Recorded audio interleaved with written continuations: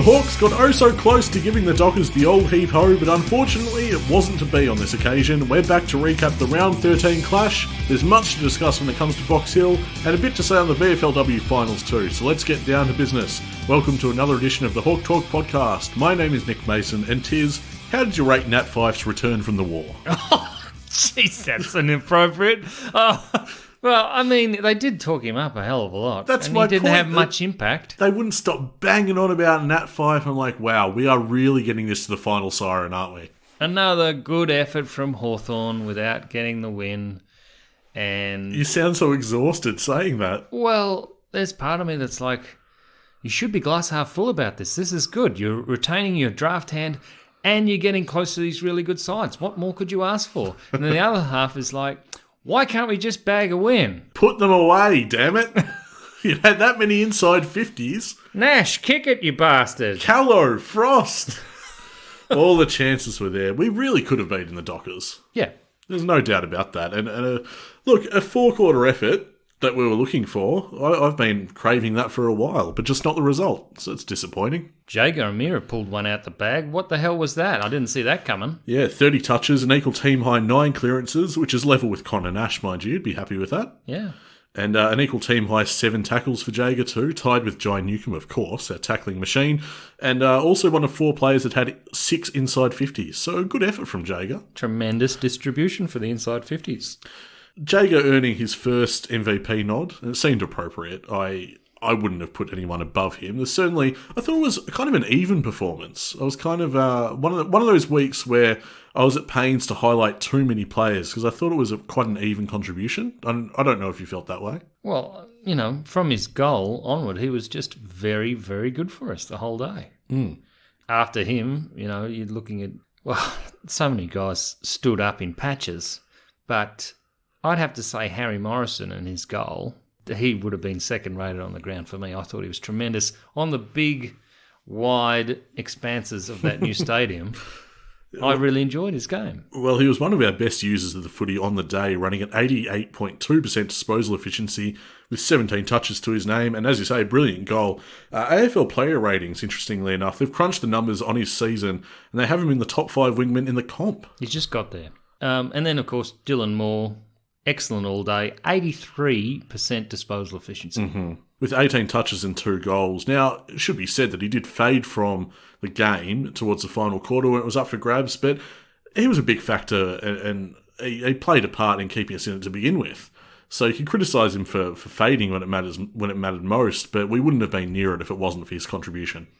And it was great to see Griffin Logue getting along with James Sicily because they'll be at Hawthorn together next year. Is that right? Is that why Logue's in the forward line in the first place? Because they can't afford to be building good defence without Logue.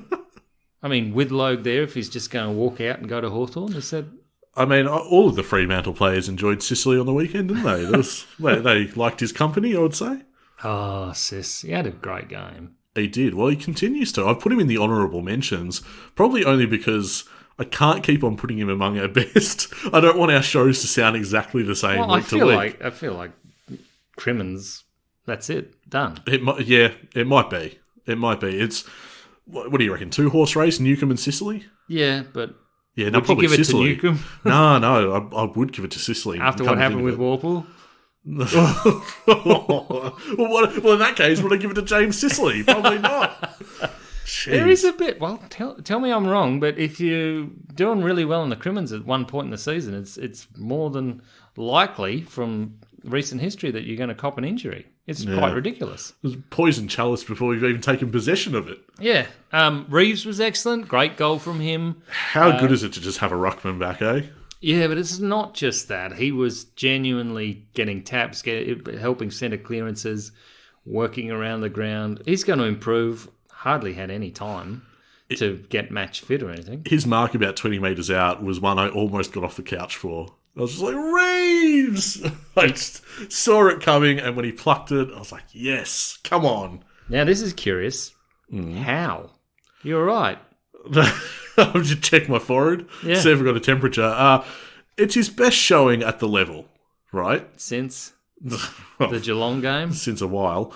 Yeah, look, he was 20 touches and a goal, and a good goal. wonderful finish. He's a very good kick for goal. We forget that. Yeah, we do, yeah. Honourable mention to Howe for that at least. Do I have him in the side after the bye? Yeah, negotiable. Probably not. Really? Honourable mention omitted. Yeah, honourable mention for his effort on the day. Righto. Okay. Giath, I don't know how you gave him an honourable mention. I thought he was out of position much of the day. It's more Giath and Scrimshaw as a duo, I think, work quite well. Right. That's all. All right. Well defended. Thanks. Unlike Giath. I shouldn't have to feel under attack from my co-host. Why not? That's part of the vibe. And that's why I've been doing this for 6 years. Keep proving yourself, Nick. Now, Neil, we always hear... Sorry, I just hope to get a Guernsey next week. Neil, we always hear that Hawthorn have a great back six, so why does it so often leak like a sieve? Well, that's purely because they're not sending the midfielders back to plug the holes any longer. Yeah. And devoting them to more forward and more aggressive plays. It was bad having two key forwards out, but that wasn't the only place Freo made us look ordinary on the weekend. Those fast, easy goals out of the centre were killers.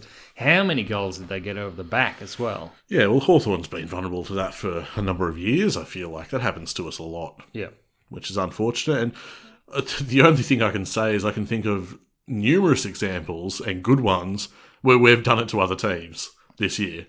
Yeah, that's true. So that's some cause for comfort, but I know it is frustrating. And I genuinely feel they weren't at home on the ground. I think they didn't realise how much space was behind them. Yeah, it could a lot be. of the time. I think our midfield generally does fail us in that area as well. They put our backs under immense pressure almost instantly some of the time. That doesn't help. Especially with the 6-6-6, it doesn't help, yeah. Yeah. And that's why we've found it so hard to arrest momentum. Yeah, that's right. Yeah.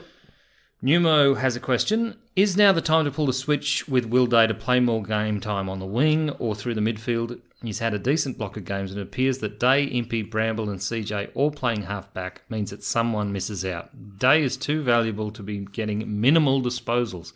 Look, I don't think, given how he's been performing lately, that we want the ball in his hands all that much. He needs to find some real form before we give him a position on the wing. Yeah, I'd agree with that.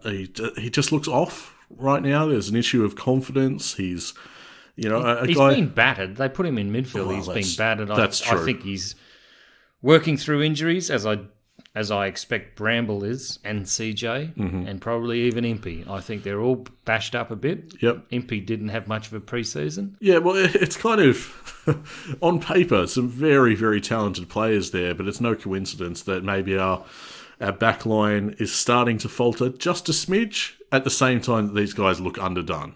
And tired. Yeah. So I think that goes some way to explaining the whole, as Neil pointed out, leaking like a sieve. That can't be good either. Rocky and Ralph ask, why play Bramble off the halfback flank when injury's taken away a metre of his pace? Well, my question when I saw that is... Where would you play him otherwise? Where would you play him? You can't play him on the wing if he's lost a metre of pace. No, that's right. So is there a spot for him? I think you persist with Bramble because I think he's going to be a really good talent and a good weapon in future. Right now, like those other guys we mentioned, he's lost a step in his confidence as well. He's not nearly as damaging as what he used to be. Yeah, but he's also got to gel with those around him. So you just keep him in the lineup, even if he is underperforming like Day is at the moment, because they've got to gel and they've got to bond with those around him. He's looking better than what he was, Bramble. He's asserting his influence better, but he's got ways to go. Oh, Richard. Do we have to answer this question? Well, let me ask it. Richard asks, hey boys. G'day, Richard. Are Gunston's injuries this year and last year going to bring an end to his distinguished career at the Hawks? And your thoughts on Frosty as a key forward? Is he the Gunston replacement? Cheers, boys. Love the show. Thank you, Richard. Frost is a Gunston replacement. Well, we just heard news on Frost, haven't we? He's out for 6 weeks with a bit of a knee complaint. Yeah, not exactly what you'd expect when you saw him come from the ground, but the news coming from the club is 4 to 6 weeks with a knee. Right. Well, that's not as bad as that might have been. No, I suppose not, but a little bit of a shock that he's out of the lineup for that long, and he's going to be a tough one to replace. Look, if Gunston does come out of the lineup at the end of the year, due to lingering injuries and the fact that, he's won enough... Well, I mean, he has. He's been absolutely incredible. And to be honest, his flaw, what he finds acceptable in his own game, is enormously high. Is enormously high. And if he feels he can't reach that, he may not want to play on. Well, also, he's got nothing left to prove either. So he could just go out of the lineup. He could hold his head high and call it time. You wouldn't bother playing Frost. No, that's a manoeuvre I've been curious about from Sam Mitchell. I'm not really sure why Frosty has been appearing there. I'm not sure of the necessity of it. No, Frost is not a long-term gun. I don't know if Richard was even implying that. If he's a long-term Gunston replacement, that'd be Jekka, I would say. If they even do that, yeah. Yeah. They might just have a small that plays tall. But, Gunston, you can play him anywhere in the lineup. He can do things for you. And we're just not going to be able to find a replacement for him that quickly. Frost is a big body. He's fast. He doesn't kick very well in front of goal, but I can see why he does it. And also it gave Frost the ability to change his mindset from being completely defensive. This question from Anthony, when Lynch is available, does he come straight in and we play 2 rucks? Who misses out? Lewis comes in, Callow goes out, and then there's going to be some unlucky player somewhere. You're a fan of 2 rucks. I am not. I am, and also I believe that's what we're trying to do. I imagine that's the case because we've been seemingly at pains. Well, in that case, like the start of the year, Cozzy comes out. Well, I think so. Yeah. Yeah. But this is the thing. I can't have it all the ways I want it to go with this Hawthorn lineup because I also want the twin towers of Cozzy and Lewis. But then if you play the twin rucks as well, there's the debate, are we getting too tall now? Are we too slow? I don't know. It depends on the supporting cast as well. There's a lot of depending on Gunston too, because if Gunston can play tall and short, then you probably don't need Cozzy. But if Gunston's not there, you might retain Cozzy and one of the small forwards comes out looking at a Butler. From week to week, it's also informed by the opposition as well and the potential matchups and their capabilities. I hate that. If you're picking your attacking team, based on what the opposition has, No, well, why shouldn't they come into the conversation? Because this is the difference between a good team and a team that's potentially winning a premiership. Okay. Is that you don't stuff around with how you're going to play football. All right, I understand, yep. They do. Yes, yeah. The opposition try to thwart you. They adjust to try and beat you. You don't accommodate to try and beat them. And this is part of that conversation in why does Hawthorn perform well against Fremantle, Melbourne, Geelong, because Sammy sitting in the box knows exactly what they want to do. Yeah. But if he gets Gold Coast, they'll change their game plan to wallop Hawthorn that week. Okay, right? Gotcha. Yeah, because they're just a good side that is prepared to change. Do you understand what I'm saying? I understand. Yeah, I get you. You have to play the game how you want it and find a way to enforce that on the opposition. I wouldn't necessarily dismiss trying to exploit the weaknesses of the opposition, though. But it's a false dawn, if you know what I mean. Yeah. Because you're not going to come up against that every week. Exactly. If you're changing your game every week, you're going to be inconsistent. Yeah. If you have a similar game plan every week, and maybe you're kicking to that bloke this week, or you're making sure or you're making sure Dan Howe's the last man in defence and you're kicking on top of his head every 5 minutes because Sammy can't get him out of there for some reason, as happened against Gold Coast. Yeah. You can target their weaknesses, but you don't do it in selection and you don't do it. For what it's worth, I do believe Sam Mitchell is of your school of thought. Good. I know he is. Because you can see that but by his results. And the way he talks about stuff as well is we want to create a brand that can succeed in finals. Yeah. The way he talks about the team's makeup and what he wants to accomplish. I do wish every now and again that was a little negotiable. That's playing Essendon, kill him. I don't care if you're not going to win next week. Just this week is fine. Anyway, we strayed through the question there, didn't we? No, we didn't. I mean, that's the underlying cause of these things, isn't it? I mean, well, Anthony wants to know if Lynch is available, does he come in and we play 2 rucks? I say yes. Regardless of what I want, I think that's what happens. Is it a little bit too much pressure on Lynch? I don't like. Yeah, potentially. Do you want to give him some touch in the VFL for a little while? I suppose so, but you get hit in the head at every level, so. Yeah, I know, but. If it's a matter of confidence, yeah, certainly VFL. He's got to be confident about being back out there on the park and getting right with his, feeling secure and assured in his own body again. Well, yeah, I'm not saying it's going to be a problem. I just want him to hit when he gets to the AFL. I want him hitting straps. We heard from Scasey. Why is DGB not playing? I'll keep asking this until I get an answer. Is he our future or not? Gee, Scasey. No, he is the future. Yeah, he is, but we're not calling the shots. If it were up to us, I'm sure between the two of us here, we would be playing him more. Certainly not Hartigan. Regardless of whether I'm too harsh on him or not, it's pretty clear by Kyle Hartigan's age profile that he's not part of the next piece of silverware. So you play DGB. And indeed, going forward, you play James Blank. We heard from... I am not here to watch DGB find his feet in VFL. That is not what I want to see. Yeah, and I agree with you as well.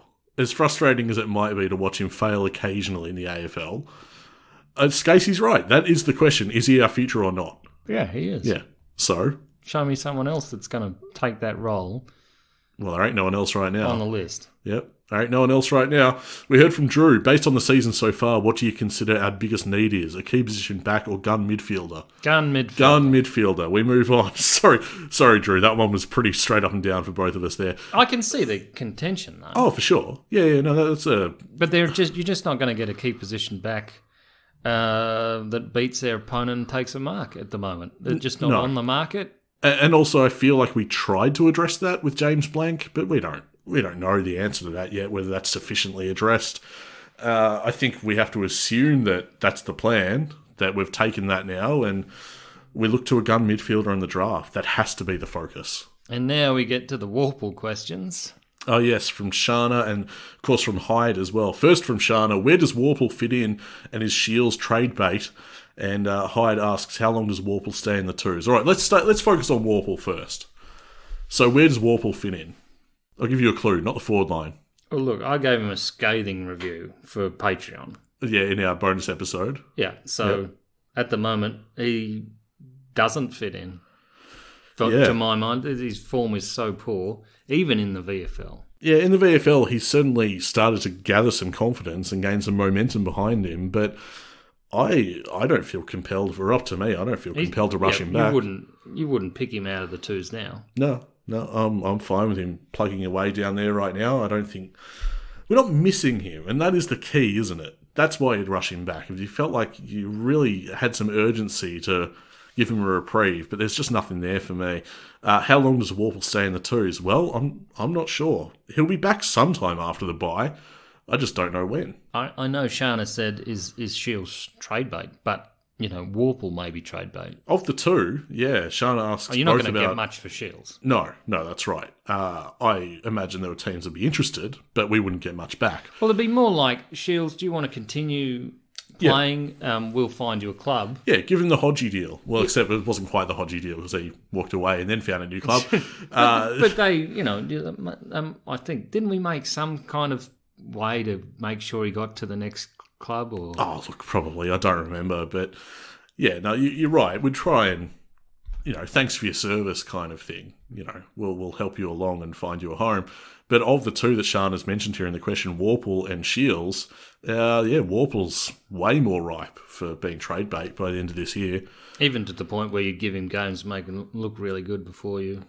Now, let's not put it like that. I completely think Warple had one season that was out of the bag and he's never going to get anywhere near a PCM again.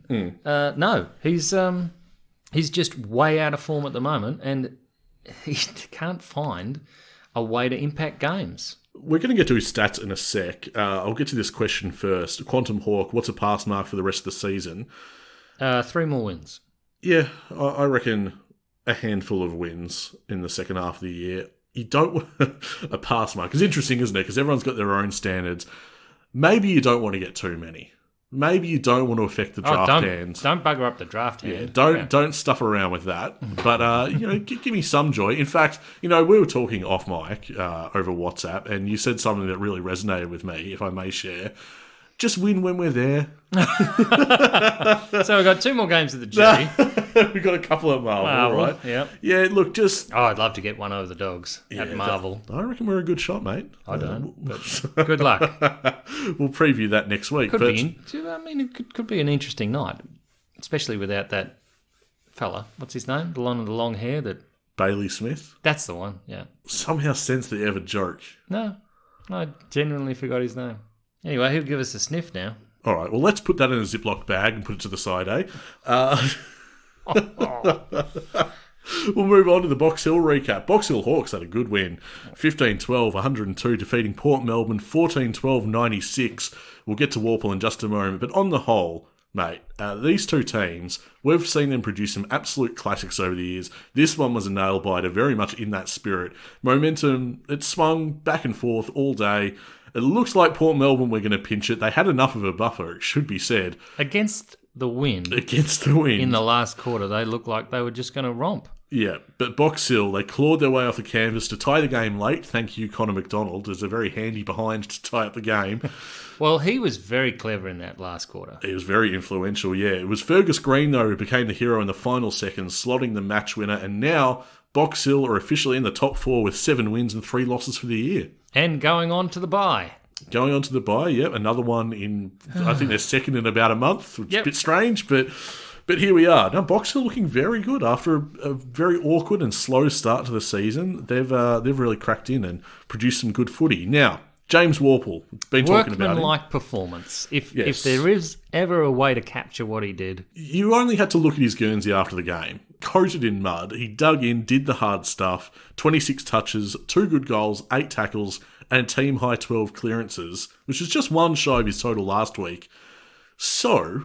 Faded late. I was waiting for the critical part to come in. I would say that his past fortnight has been positive. So people might be hearing this going, hey, why, oh why, Nick, would you not pick him then? I'm not convinced. I need to see a bit more. You got to provide good feedback to him. I hope he understands that he can get back in the lineup, that they're just not going to leave him there. I feel like he's going to earn it sooner or later. Because that would be his best performance this year. Yep, it is. It is. And that backing up from last week, against, admittedly, we're talking North Melbourne, not great opposition. Box Hill slammed on goal after goal and got home easily. But Warple backed it up again against pretty decent opposition in a tight game and had definitely an influence in a 1-goal win. So good on him. But that's him putting his hand up. That's him going, look, I want to play.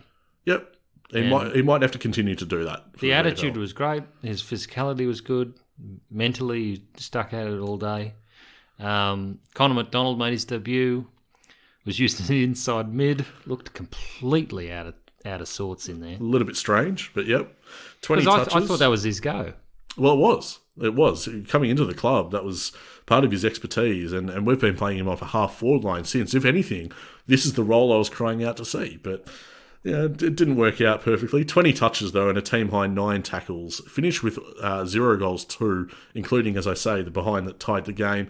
A big factor in the final quarter, so hats off to him. Yeah, he got very important possessions and also took great options. Very good decision-maker. You could see that he was operating at a different level.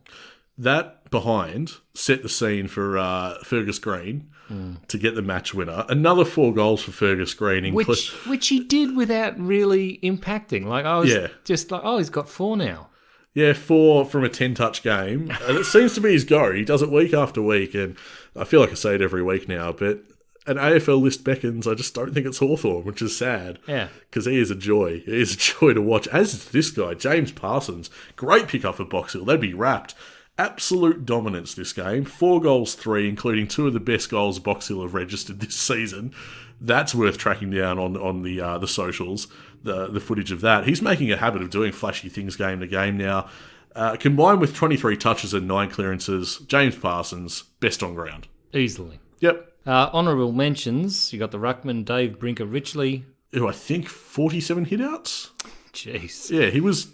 in trying conditions, he was definitely the dominant ruckman out there. Jai Sarong. Yeah, a bit of a Mr. Fix-It vibe to him at the moment. Never really sure where at Box Hill he's going to line up, but you just know he's going to have a crack anyway. And Finn Mcginnis, who went from best on ground last week to on the wing, out of his contested midfield role. That's right, where he'd been deployed so effectively and he was shifted out of there. Yeah. Quite baffling. I mean, they got the win. He still got a lot of touches. Yeah, and it worked out well enough with the win, but I don't know, this Box Hill side still has room to improve, which is positive. And next, they've got another bye, as we say. Then after that, taking on the Bulldogs at 1:05 PM at Whitten Oval. which should be an interesting one. Yeah, and I believe that's all of the games that the club was involved in on the weekend, and we can look forward to the first semi-final for the Hawthorn VFLW side. You really just want to overlook the qualifying final? Well, I'm sure they have strict instructions to absolutely obliterate from their memory exactly what happened. Yeah, it's the Sam Mitchell rule, isn't it? Sit on it for 24 hours, then once that time elapses, you never think about it again. You move on. The most important play of the day was the umpire completely snuffing out any hopes Hawthorn had of pulling back the margin. Yes, we unfortunately do have to get to the VFLW recap. I say unfortunately because of that very reason. We'll get to that in a moment. Essendon 8-12-60 defeated Hawthorn 1-1-7. That has to be our lowest score for the year. And the scoreline looks grim, tis.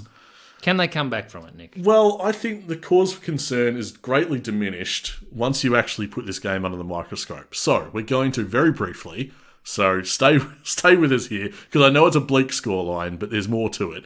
So, the Bombers, they were the dominant side early, and they've been unbeaten all year, so you knew they were going to turn up. And we were doing okay to hang in there, but it turns out, I didn't realise, Essendon selected their AFLW listed players, right? Despite the fact that they're a couple of days out from pre-season. So they played a bulk of their best players that they had available. Hawthorn, on the other hand, 14 AFLW listed players that didn't play. Now, if this comes down to an issue of health and well-being and doing right by the players to not pick them... We're not going to bother with the double goal stuff now, are we? Because this was a foregone conclusion. It's a lot of experience that just goes instantly out for a final series. Hawthorn did draw within 13 points and appeared to have a sniff despite all of this, Tiz. I thought they had some momentum, but that sniff was snuffed out. Snuffed. Yep. With one of the most blatant non-calls I've seen in years. I was absolutely livid watching this. An Essendon player ran off her mark, probably a good 4 steps, I would say. She went to dash around the mark and have a shot on goal. That's what it was. Yeah. It was blatant as you could possibly be. And our defenders responded. Ran off the mark. Yeah, and they charged in and went for the tackle. Instead of being called play on, Bombers were awarded a 50-metre penalty. Gross. There was another free kick in the ensuing scuffle, so it was a double goal. And curtains. That was the end of the contest, decided by umpire. I will not hear differently. That is one of the most atrocious calls I've seen in a long time. 8 goals, 12 to 1 goal, 1. Decided by the umpire. No, it was. It was. Now, Essendon were absolutely the more dominant team to that moment.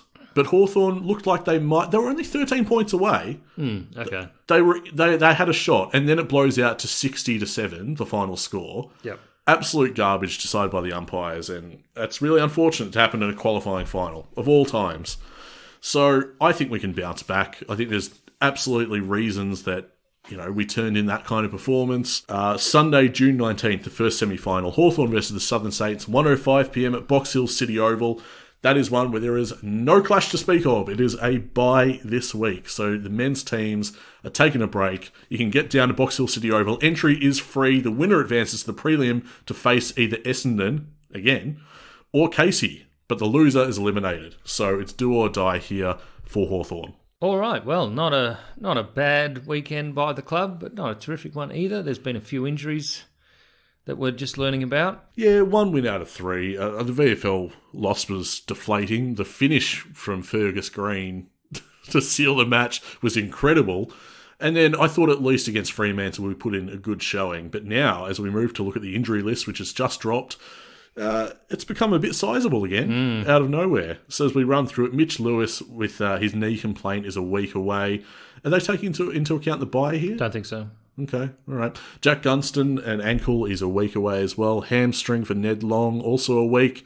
Jekka, hamstring, 1 week away. Tom Phillips, he's a week away with his ankle. Now we start moving into the more significant injuries. Sam Frost, we mentioned at the top of the show, a knee, 4 to 6 weeks. Connor Downey, hamstring, 4 to 6 weeks.